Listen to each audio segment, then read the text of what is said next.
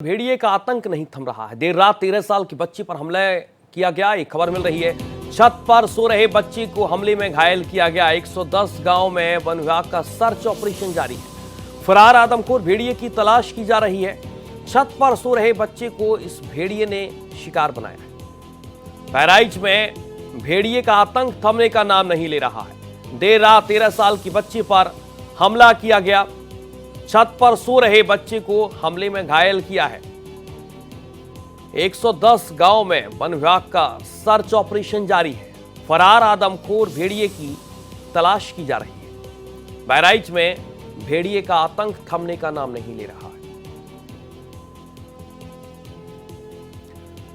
छत पर ही बच्चा सो रहा था जो घायल हुआ है। बताया जा रहा है कि 110 गांव में वन विभाग का सर्च ऑपरेशन जारी है। फरार आदमखोर भेड़िए की तलाश की जा रही है। अब आपको ग्राफिक्स के जरिए बताते हैं कि भेड़िया शेर से खतरनाक होता है। इनसे मुकाबला करना बाघ और शेर के लिए भी बहुत मुश्किल होता है और इसलिए भेड़ियों के 42 दांत होते हैं जो हड्डियां तक चबा जाते हैं। ये कुत्तों की तरह 10 से 12 साल तक जिंदा रहते हैं। भेड़िया 60 किलोमीटर की रफ्तार से दौड़ सकता है। सूंघने की ताकत जासूसी कुत्तों से भी ज्यादा है। दूर से ही शिकार को सूंघ लेते हैं और अच्छा तैरते हैं। रोजाना 1.5 से पौने 2 किलो मांस खाते हैं। सीधे चलेंगे अपने संवाददाता मनमीत का रुख करेंगे। मनमीत, एक के बाद एक शिकार बना रहा है भेड़िया। लगातार हम देख पा रहे हैं कि किस तरीके से वन विभाग का सर्च ऑपरेशन जारी है, लेकिन आतंक नहीं थम रहा।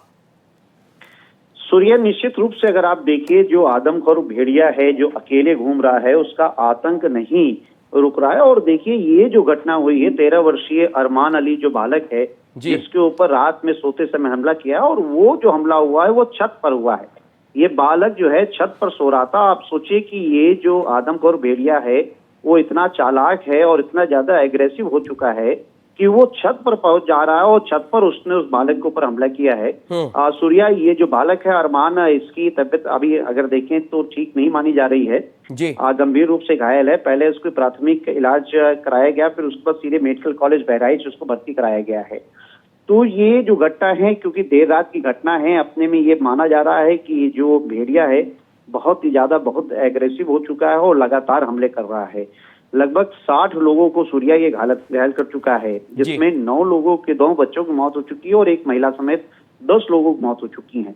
तो ये वन विभाग के लिए सूर्या एक बहुत बड़ा चैलेंज बना हुआ है। और देखिए, कल मुख्यमंत्री योगी आदित्यनाथ भी थे, उन्होंने भी पूरा हवाई सर्वेक्षण किया है पूरे इलाके का और वन विभाग को हिदायत दी है कि जब तक ये भेड़िया पकड़ा नहीं जाता है तब तक वो वन विभाग की टीम जंगलों में कॉम्बिंग करेगी, सर्च ऑपरेशन चलाएगी, उसको कैसे भी पकड़ें। लेकिन फिर भी देखिए, ये 13 वर्षीय बालक को घायल करके उसने अपनी आमद दर्ज की है और ये अपने में बहुत खतरनाक है। मनमीत, अब तक कितने लोग हैं जिन पर हमला हो चुका है? कुछ संख्या स्पष्ट आपके पास जानकारी के तौर पर? सूर्य, देखिए, लगभग 110 गांवों में इनकी दहशत है और अगर घायलों की बात करें तो 60 लोग अब तक हैं जिनको ऊपर हमला हो चुका है और 10 ऐसे हैं जिनकी मौत हो चुकी है, जिसमें 9 बच्चे और एक महिला है। तो अगर देखें तो 10 जनहानि हुई है और 60 लोगों को ये जो आदमखोर भेड़िया है ये घायल कर चुका है। हालांकि एक चीज ये भी रहा है कि देखिए, जो इसका एक ग्रुप था, क्योंकि ये आदमखोर भेड़ियों का ग्रुप का ये लीडर है जिसको माना जा रहा है, जो अभी पकड़ना बाकी है।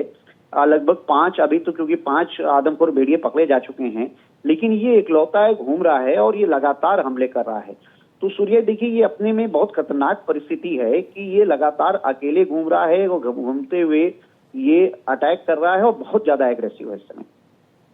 बिल्कुल मनमीत, लगातार एहतियात के तौर पर पुलिस प्रशासन ने, वन विभाग ने भी लोगों से अपील की है कि आप छत पर मत सोएं। किसी भी तरीके से अगर आपको खुद को सुरक्षित रखना है तो रात में आप लोग घर पर ना सोएं, लेकिन उसके बावजूद भी लोग नहीं मानने को तैयार हैं। सूर्य, देखिए, ये बात सही है कि देखिए, वन विभाग ने पूरा एक अभियान चलाया है इस पूरे महसी तहसील में कि जहां पे सबसे ज्यादा इस आदमखोर भेड़िए का आतंक रहा है, हमले हुए हैं, तो वहां घरों के अंदर जो है दरवाजे लगाने की एक मुहिम चलाई गई, दरवाजे लगाए गए। वहां लोगों को जागरूक किया गया कि वो घर के बाहर नहीं सोएं, छत पे नहीं सोएं, खुले में नहीं सोएं। सोएं तो कमरे के अंदर सोएं और दरवाजा और खिड़कियां बंद करके सोएं। जी। दूसरा, उनसे ये भी कहा गया, उनको बाकायदा इस बारे में ट्रेनिंग और सुविधाएं मुहैया कराई गई कि वो टोली में रहें, रात के समय जागें और टोली के अनुसार जो है वो शिफ्ट बाय शिफ्ट 4-4 घंटे के लोग जागें कुछ समय के लिए। उनके पास डंडे हों, रोशनी होनी चाहिए, लाइट के लिए टार्च होना चाहिए और विशिल मतलब सीटी होनी चाहिए कि आवाज होती रहे, जिससे कि ये जो भेड़िया है वो आसपास मानव बस्ती के पास ना आए। लेकिन उसके बाद भी देखिए ये घटनाएं हो रही हैं, लोग भी जागरूक हो रहे हैं। ऐसा नहीं कि लोग जागरूक नहीं हो रहे हैं, लोग भी जागरूक हो रहे हैं। उन लोगों ने अपने घरों में दरवाजे लगवाए हैं, प्रशासन की तरफ से भी दरवाजे लगाए गए हैं। लेकिन फिर भी देखिए, क्योंकि गर्मी का समय है तो लोग कमरे में ना सोकर ऊपर की ओर जैसे सो रहे हैं। ये माना जाता है कि भाई छत तब भी सुरक्षित है, लेकिन अब जिस तरीके से अरमान अली के ऊपर हमला हुआ और छत पे हमला हुआ है, तो ये देख लीजिए कि छत भी सुरक्षित नहीं है। बहुत शुक्रिया आपको मनमीत तमाम जानकारी के लिए।